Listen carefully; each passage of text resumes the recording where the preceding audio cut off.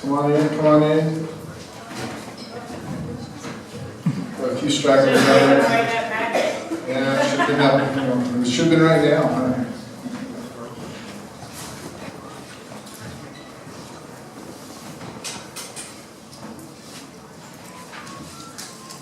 So Beth Conrey has an MBA from the University of New Mexico, Anderson School of Management. She owns B Squared Apiaries, a 60-hive beekeeping operation. B Squared produces chemical-free honey, hand-rolled beeswax candles, and quality soaps. She is president of the Colorado State, New Mexico, or Colorado State / New Mexico, right? She's part of us. Colorado State Beekeepers Association and the Western Cultural Society. She sits on the board of the Pollinator Stewardship Council and People and Pollinators Action Network. Yeah, let's give Beth a round of applause. Thank you very much. I think it's a swell idea to bribe people to listen to me. And I thank you all for staying this late in the game. So the title of my presentation is There's Plenty of Money in Honey. And I absolutely believe that. But I left off a piece that I commonly say, which is there's plenty of money in honey, but there ain't no money in bees. Okay? But honey comes from bees. So obviously there must be plenty of ways to make honey and make money with bees. So let's talk about some of them, okay? So there's a guy that I go and watch at the American Beekeeping Federation conference, and his name is Clint Walker. And he owns something called Walker Honey Farm in Texas. Has anybody ever heard of Clint Walker? Well, you should, because he's one hell of a model out there, okay? And I go to watch him because I never know what the guy's got up his sleeve. And this year, when he gave his presentation on his particular business, he had this little model out there.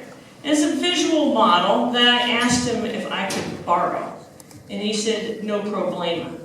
So I borrowed it. And this is how he grew his business, was using this model. Okay, so he started out with this question: who are we? Who do we want to be? What are our options? And what are we going to do about them? So the first thing he did was, I call it Clint's reality show. Okay, so Clint's reality show decided he was a beekeeper, but he wanted to be a beekeeper and a honey packer. And he's down in Texas, and he's outside of the Dallas-Fort Worth area, and he's got this massive population that he wanted to figure out how to tap into. And so he decided that what he wanted to do that was to get into this packing business. And so he decided he was going to buy and build a packing plant, and marched along this trail. Okay, we're going to see how this little plan worked out for Clint down the pike. Okay, so I decided this is a swell idea. I'm going to try it for my operation. Okay, so my operation is called B Squared Apiaries, and this is my reality show. Okay, so this is what I do now. On the left-hand side, I am a honey distributor, retail and wholesale. I'm a honey packer. I have lots of people that I pack honey for under my label that they distribute for me, or under their label that they distribute for themselves. I'm a beekeeper. I have 60 hives. We're going to try and go to 100 this year. Maybe, maybe not. We'll see how it goes. And I kind of like my model of where I'm at. And so I'm going to try and stick with decisions that fit within those confines to grow those areas for my business. So I say I got lots of options. And what I'm going to start here is a brain dump for you.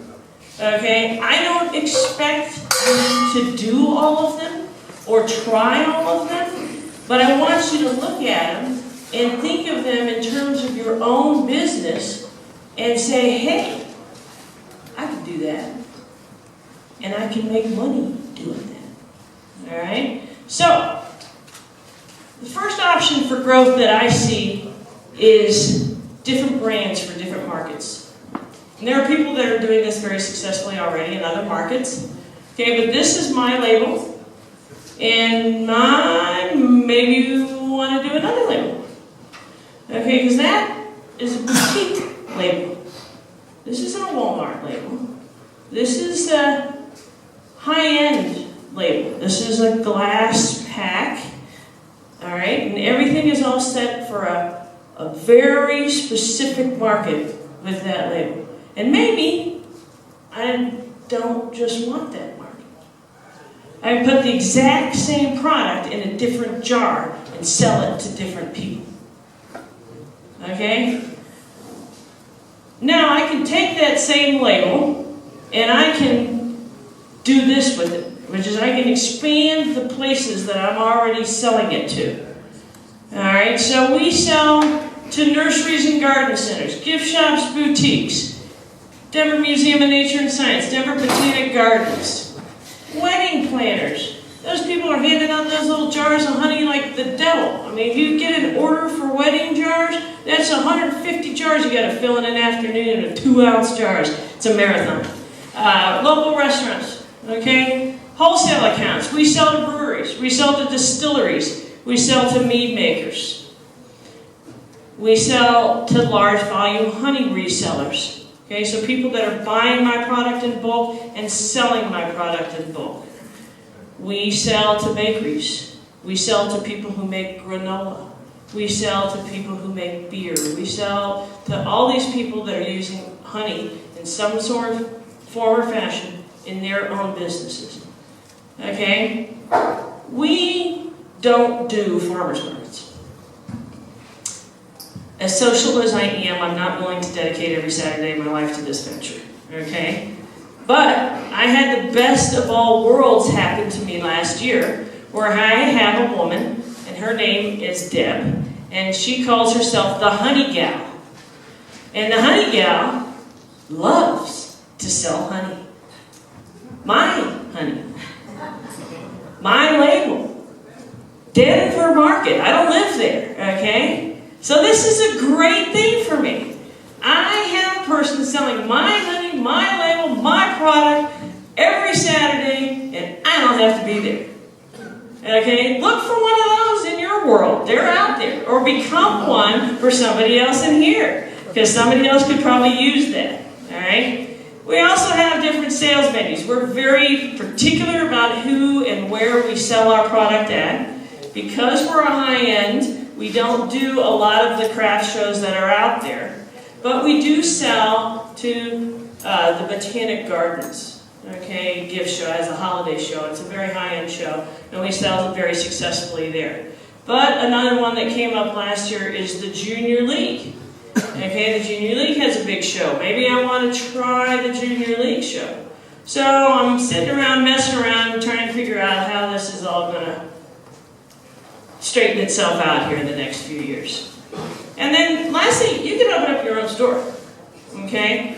And then I have another one of those deals going too. Okay, where somebody else has opened up their own store and sells a bunch of my product under my label in her store. It's a good thing. Okay, but that's all she does is a honey and more store. That's what she calls it. Okay, so that's just honey. And if anybody has any questions along here, feel free to add. But again, just think of these as ideas. The other thing I forgot to mention early on in the game is that there is a real sweet spot in the bee business right now in the 50 to 1,000 hive area. Okay, you're not so big that you have to really move your hives out to almonds to make money, but you're not so small that if you have a bad year, you're crushed. Okay, you've got an investment in time and energy in there, and that most of what I'm going to say today is going to fall into that 50 to 1,000 hive bracket. All right, but some of it's not going to. Some of it's going to be very smaller, but nonetheless. Okay, so then we have some other options for growth. Okay, which is still in the honey realm, but we could do creamed honey, which I don't, but lots of people do, and then they flavor it, and that's a whole new line you just started up with. And you're still using the same product. Comb honey. We couldn't get comb honey produced in Colorado this year to save our life.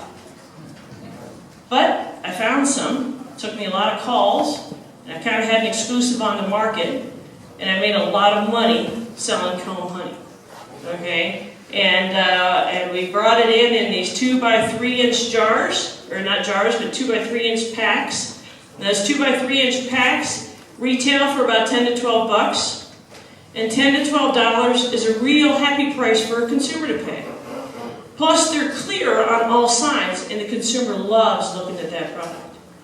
We've always run Ross Rounds, but Ross Rounds don't have that, and they price point significantly higher. So it was a good move to switch over to that pack on the comb honey. Varietals. I love varietals. Okay, I think honey is where wine was 20 years ago.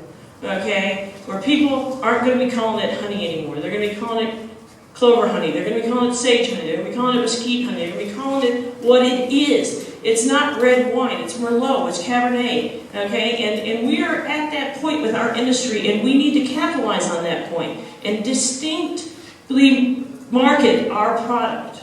Okay, OPH. You know what that is? Other people's honey. Other people's honey. Okay? We process a lot of other people's honey. We pack other people's honey. Sometimes when we're really short on product, like I was flooded in the big floods in Colorado in 13, we had a terrible year last year, we packed OPH.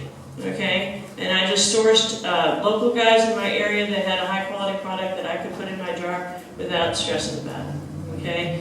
But another thing that I was talking about last night to people, and something you should consider if you're in that less than 50 hive range, is forming a co-op and packing under a single label. Okay, so that you have the Taos label.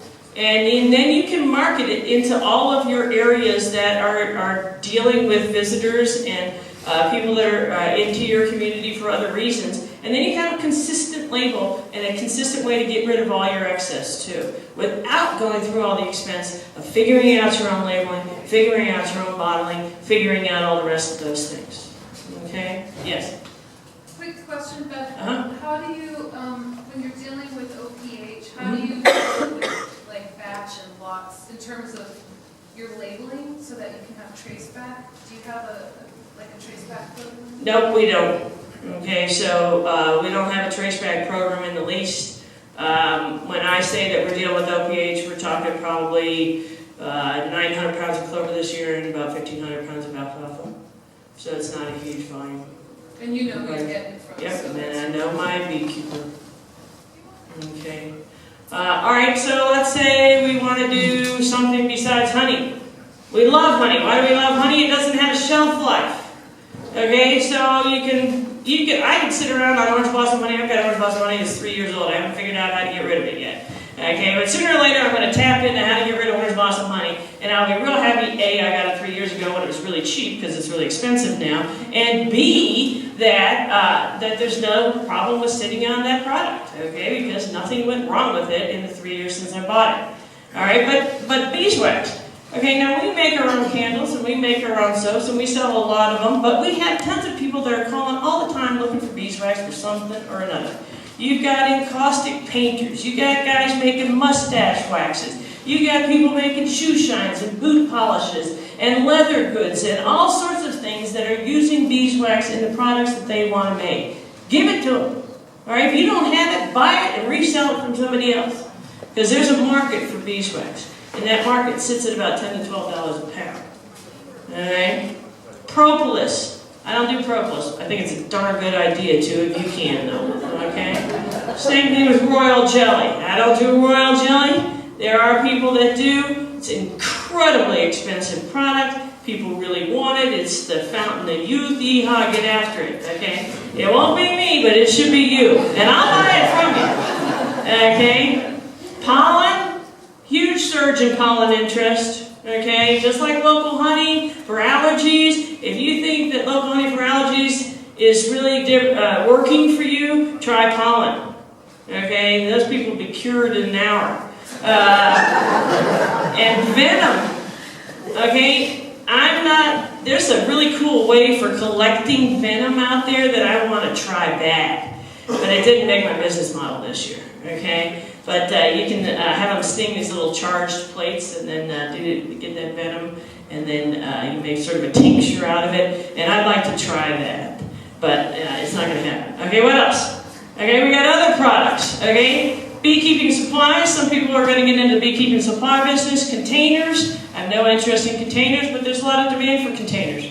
Nukes and packages. That's what we've got going on here. Queens, mail out to the queens. Pollination contracts. Sure, some of you are going to send hives out to California. But there is a boatload of product in your own area, especially in these smaller farms, organic farms, diversified farms, looking for beehives and looking for pollination contracts for those beehives.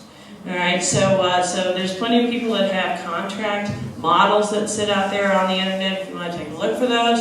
But think about doing it. I bought myself a little trailer last year and set it out in some clover. I didn't have a contract, but I did have them capitalize on the crop. Another area that you can go to is value-added products. Okay. And foods, okay, in partnerships with other manufacturers. And I was telling some people last night at this little get-together that Clint won the Texas Food Product of the Year, and you're going to croak when you hear what this is. Honey and green chili. Okay? In Texas. Excuse me. This is New Mexico. Don't we have that product here since it's the state standard? Okay, I just cannot believe that he won that award for the best product in Texas. Okay, so I think somebody down here needs to do a honey and green chili product, okay? Another thing that he does down there is he calls it pie in a jar. And we could do this in New Mexico too because we have lots of nuts down south. Not people, plants. And so we could do a pecan pie in a jar, and that's what he does. He does pecans, he does honey instead of corn syrup, he's got his flavorings in there, you add 2 eggs, you dump it in a pie shell, bada bing, bada boom, you've got pie. Okay? You could go into medicinals. Every year, as head of the State Beekeeping Association, I get a call from these people looking for 50 pounds of pollen. And every year I laugh. And I have no idea where they get it at, okay, because they're still in business. But there are people looking for mass quantities of propolis, pollen, for their tinctures and their salves. And if you have any of that, you can tap into that market and get that. And bath and body. You know, we do our own soaps, but we do sell a lot of product to people that have their own lines of lip balms and salves and lotion bars and all sorts of things that they use the honey for. And honey is a great beauty ingredient because it's a natural humectant. You don't have to just stay in the product business. You can sell your skills too, okay? And I still basically mentor for free, although I've gotten much, much pickier about who I will mentor. But I teach and I public speak for fees. All right, and mostly what I do is I'll submit an idea for a talk and I'll ask for admission to the conference, okay? Or that's what you get. You don't get your way paid, but you get the benefit of all the education you're going to receive while you're there, and it didn't cost you to go there. Okay, so a lot of times I'll do it that way. I run something called the Swarm Hotline, and we alluded to having something of that nature here in Albuquerque, okay? So I run mine like a military unit. So if anybody wants to hear how I do that, I'll be happy to tell you that some other time. But swarm catching is a public service. I feel very, very strongly about that. So I do all swarm catching for free. I do not do a single structural removal for free. Okay. I do, however, as head of the association, when everybody pays their dues, we set aside $1 of the dues for something called an indigent hive removal fund. And this is for people who want to do the right thing but can't afford a structural remover. And so we have 8 people that'll do structural removals, and we have those 8 people use their best judgment. And if they go to a property and they need the money from another source besides the person they're doing it for, they submit me a bill and I pay them. Okay, and it's worked really good for people who want to do the right thing but can't afford to. Yes? Do you have some kind of blanket insurance for the club, or do you worry about that? We have all of the structural removers are insured. Most of them are already in the construction business, and we add ourselves on as additional insured.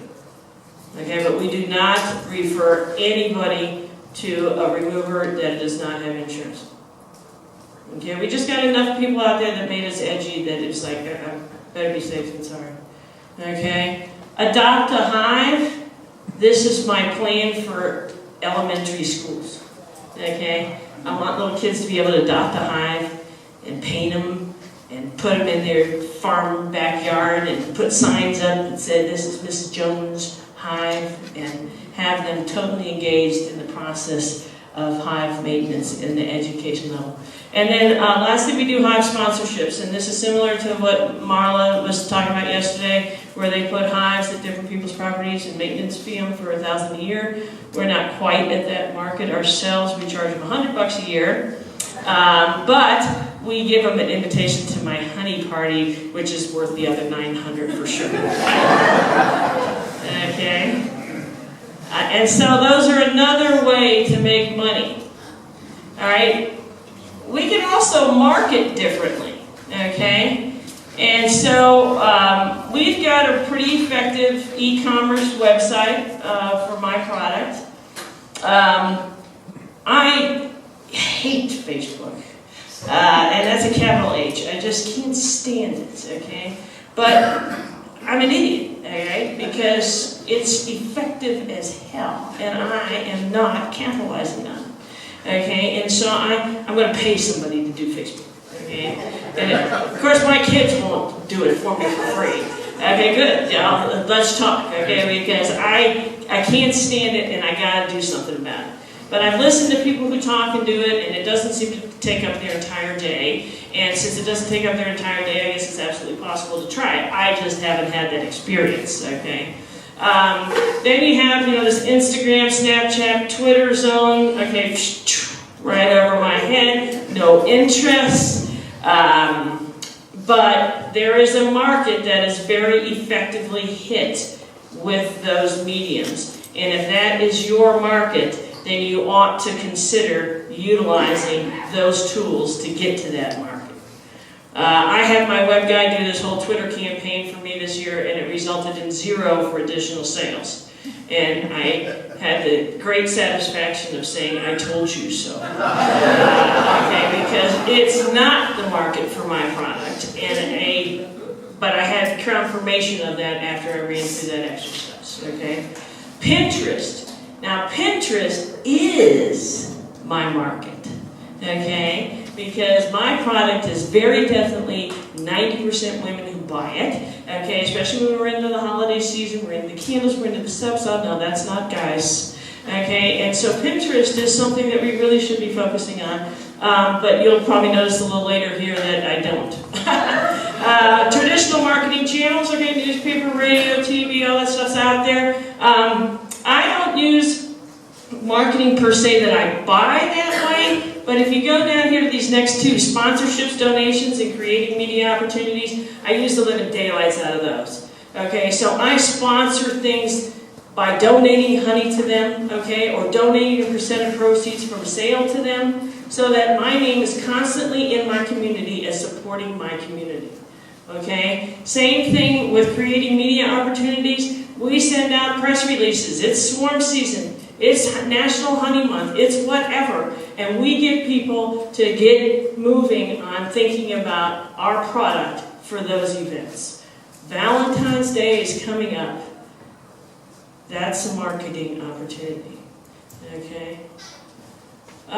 So this is what, when, Clint, way back in version 1 of the reality show, he was a beekeeper, okay, and then he decided how he wanted to work this little thing. So he decided that he needed greater efficiencies, and that how he was going to get that way was he's going to get containers, and he was going to do a retail growth model, and he was going to start into private labeling, and he was going to start start warehousing.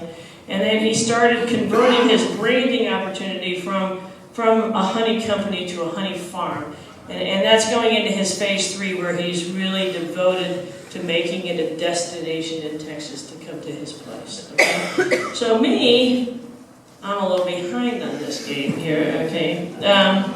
And I still like what I got, but I took all that brain dump that I just went through for all these opportunities that I have this year to make money, to spend a little time on my own business and how I was going to make money this year. So let's fill in the blank over there, and this is what I'm going to do, okay? I'm going to run another brand. And it's so top secret, I'm not even going to tell you what it is, okay? But I expect it to be highly successful, and I'm really looking forward to it, okay? I love my logo. I put a lot of money and a lot of time and a lot of energy into that logo, and I'm going to trademark it, okay? I don't think anybody's going to steal it anytime soon, but I want to seal that up right now before it becomes a problem down the road. I've decided I want to increase my retail and wholesale accounts. This is because I'm only maybe 5-6 years into this run, and so I'm still really solidly trying to get my name into a lot of different markets. I'm trying to get that brand into a lot of different markets. So I'm not a big fan of wholesale, but I have a distillery, for example, down in Denver, Stranahan's Whiskey, that does a honey whiskey with my comb honey. And they put little pieces of comb in their flights, in their honey whiskey on their flight pour, and they advertise me for that. Okay? I'll give them a discount. Okay?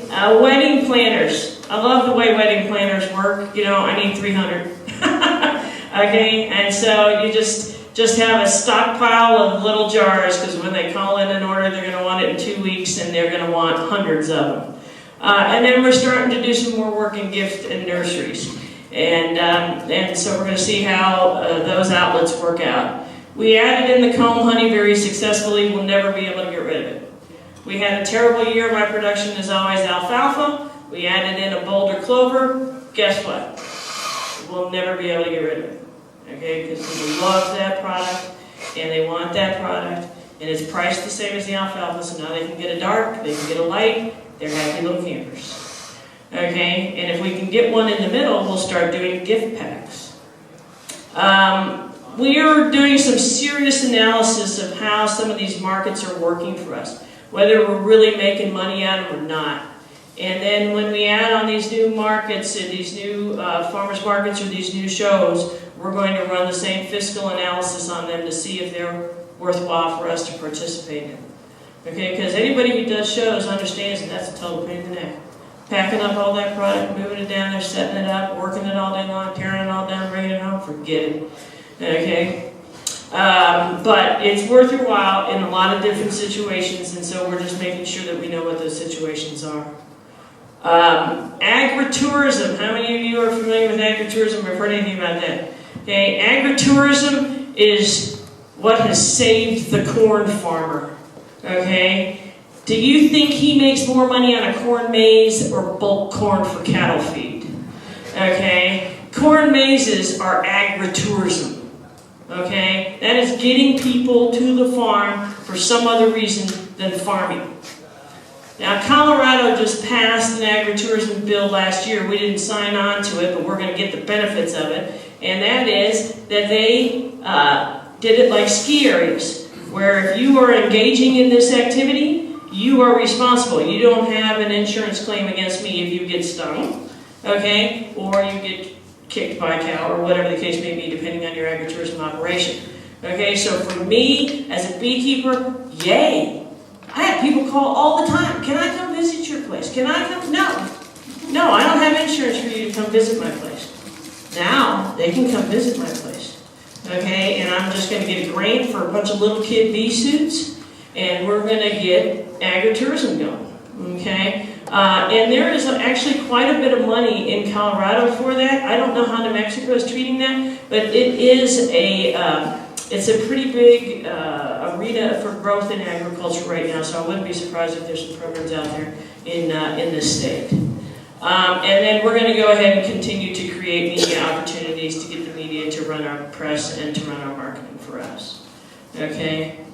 So, that is what I think are all options. What happened to my, that's weird, it overlapped it. Okay, so so that's all I have for my presentation, okay? Does anybody have any questions about my thoughts or things? I hope you were able to take away some thoughts on what might work for you in your operation to make more money. Yeah. When did you start? I started, let's see, what's this, 2015? Probably about 1995. But I didn't get really serious about it until after I quit working in corporate America. And so we've been steady Eddie. We got the branding done. Probably took me 2 years to get the logo done. And then once we had the logo done, then we got real serious about the branding operation. The logo wasn't terribly expensive. It was probably $600-700 to get that done. It's the best investment I've ever made, though. So once we got to that phase, then we started really being less laissez-faire about how we grew our business. Okay. Hey Beth, how do you handle the honey that granulates? Because if you have any kind of our honey granulates like the devil. Okay. So you go and replace it on a monthly basis? Sometimes I do, but a lot of them, it's all education, and so people. In the absence of a national standard of identity for honey, which is absent here in the United States, granulated means it's raw and means it's honey. Okay, so people are kind of using that as their measurement of whether the product is what it says it is. Europeans, I have to hold back a couple of, probably a good 200 pounds for the European market, who only wants it that way. Okay, they don't want it liquid honey, ever. They want it granulated. As fast as granulation will take as much as I can give it to them. So it's another niche marketing thing, but we just play it by ear. And if they want us to replace it, we'll replace it. How many employees do you have? It's me. Just you? Yeah, so when I say we, it's me and the mouse in my pocket. But actually, I came up with this swell idea this year, okay? So I have 2 boys. They are 19 and 23. And they're both in college, and of course they won't give me any help. And when we get into the retail season, we're pounding out, honey like there's no tomorrow. So I nailed some of their little buddies, and I pay Jamie 75 cents a jar to pour and label. And Jamie makes about $180 an hour right now. He's got incredibly efficient, okay? And for a 19-year-old, that's pretty solid wages, okay? So whenever I need a massive pour done, I call in Jamie. And so I guess I can say I've got an employee and a quarter. Yeah. That's me too. Now, I'm a glutton for punishment. Anybody who knows me knows that I'm wound up tighter than a tick all the time.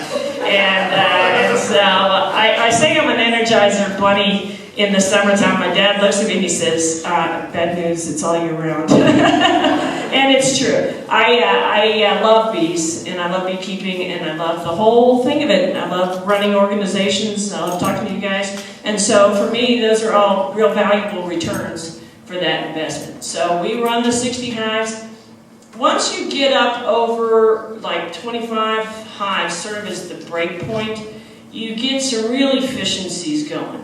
And the first thing you realize is that you cannot have any equipment that isn't identical to every other piece. All your bottom bores are exactly the same. All of your deeps are exactly the same. All of your mediums are mediums. No shorts in there, boy. You find that out the hard way in the middle of stuff.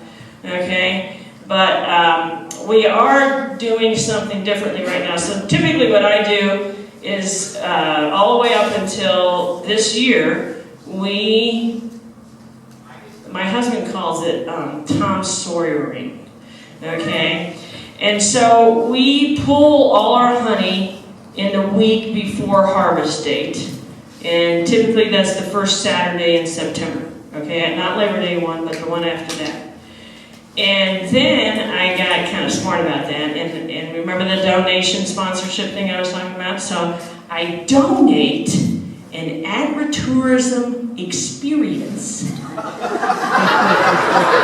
to these different fundraisers that people ask me to participate in, okay? And so I donate a day of pulling honey with the beekeeper. And then I get all this free labor. Okay? And so that's really effective. I would highly advise you considering something like that because it's a lot of fun, it's a greater engagement within the community, and it builds you another customer, okay? And actually a whole host of other customers. Whoops, I hit my thing. So we've done all that harvesting in 1 week, and then I have a honey party. And this honey party has gotten absolutely out of control. Okay, so now we have honey beers, and we got the meat guys, and we got all this honey all over everywhere. We have all this machinery, and everybody comes in and they spin, and they come in and they, cut off the cappings, and they're hauling stuff out to the shed, and they're doing all my work all day long. And at the end, at 5 o'clock, come hell or high water, we shut down all the equipment, and we all go have a party. And everybody has to bring a dish.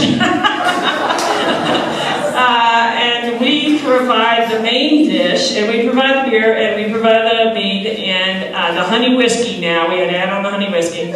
And then we have a band, and this huge community affair, actually, anymore.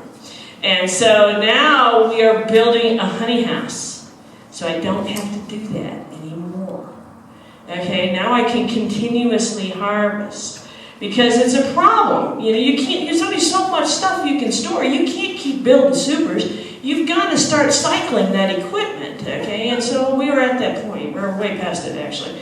And so we're figuring out how to cycle that equipment, okay? So, but now it's like the comb honey, it's like the clover honey. We can't get out from under the honey party either. So it'll just be a lot less work for everybody, but we'll still have a honey party. Okay, questions? Okay, so let me have one last dibs here, okay? So I'm head of the Western Agricultural Society Conference, or the Western Agricultural Society, and for anybody who's familiar with the Western Agricultural Society, this is not like an elected position. You win by virtue of winning the conference, okay? So we are hosting the conference in Colorado. It's called Putting the Bee in Boulder. And we are going to be hosting that October 1st through 3rd. And we are really looking forward to one heck of a group. We've got a great lineup of stuff, activities, education, different opportunities. And I want to be sure to invite all of you to come up to that. The actual conference title itself is called Healthy Bee, Be Healthy. So the first 2 days are going to be about bees and bee health. And the final day, which is the Saturday, will be open to the public. And it's going to be about bees and human health and well-being. Okay? Yes. Again for that? I'm sorry? The date? October 1st through 3rd. Okay, that's what's blocked out. It's like, what happened there? That's the beginning of October. All right, that's it. Thank you very much. Yes, Carol. Can you get information on this from the Colorado State Beekeepers? Yeah. So we are in the actually almost the tail end stages of getting this whole thing all organized. So one of the other things that we're finishing up this weekend is the final bidding process on the Western Agricultural Society's website. Western Agricultural Society has had one, but it's been pretty hard to find. And so we're gonna pull up a website, and then we will have on our event calendar a whole section on the conference, and we'll be just keeping it continuously updated as we get events together. I do have cards up here if anybody wants to grab my card for any reason or another. I'm happy to help you and answer any questions. Thank you very much.